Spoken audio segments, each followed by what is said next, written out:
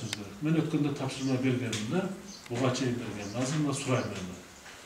Канча бизде изоляцияда койка бар, оор-ооруна канча, ортолоруна канча, жеңил бессимптомныйларга канча койка даяр болду. Ошол боюнча. Дагы канчаны даярдайбыз. Бүгүнкү күндө биздин медиктердин акыбалы кандай? Мына жерде бардыгын ачык айкын айтышат.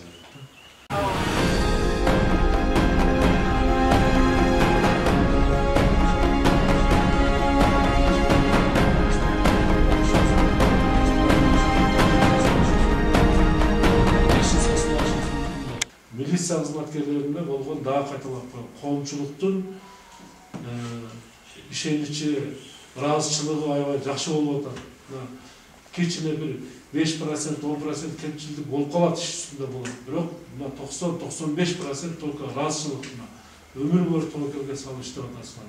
Отуруп мындан ары дагы биригип, түнү күнү жоопкерчилик сезип иштей турган мезгил келди мына. Өткөндө дагы кайталайм. Түнү күнү мына милиция камап берген ал өзгөчө абал мезгилде. Булар бүт барды. Анда жеңил иштеш оңой болгон. Эң иштей турган мезгил мына азыр келди. Көрүп атасыңар, адамдар уже паникага түшүп калды, коркуп калды. Ачык айтайын, мына өзүбүздүн жакын туугандарыбызга, семьябызга чейин келди уже бул. Ошону сезели, унутпайлы мына. Сураныч дагы, талап дагы. Жоопкерчиликти мына катуу сезип, мына жетекчилер айрыкча. Кимин чарчап, болуп иштей албайм десеңер, анда бизди күттүрбөй ачык айткыла. Жаңы жетекчини коюп алып биз иштешели. Жок, мен анда болбой калды, чарчадым, уже күчүм, акылым жетпей калды десе, ачык айткыла. Жок, иштейсиңерби? Жумуш керекпи? Эл үчүн иштейсиңер, анда бекер бул аракет кылам. Анан дагы бир протокол тапшырма. Тез аранын ичинде врачтардын жеке менчик клиникаларда иштеген врачтар тизмесинде тактагыла.